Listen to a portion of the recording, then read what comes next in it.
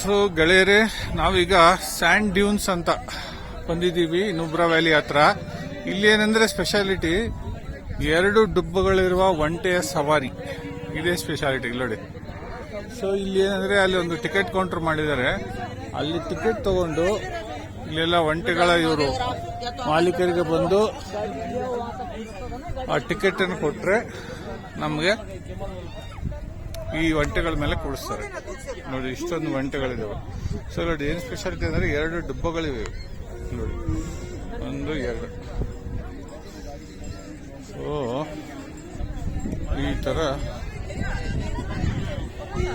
ಒಂಟೆಗಳು ಎಲ್ಲ ಬಂದು ಇಲ್ಲಿ ನೋಡಿ, ಇಲ್ಲೊಂದು ಸಾಲು ಹೋಗ್ತಾ ಇದೆ, ಒಂಟೆಗಳ ಸಾಲು.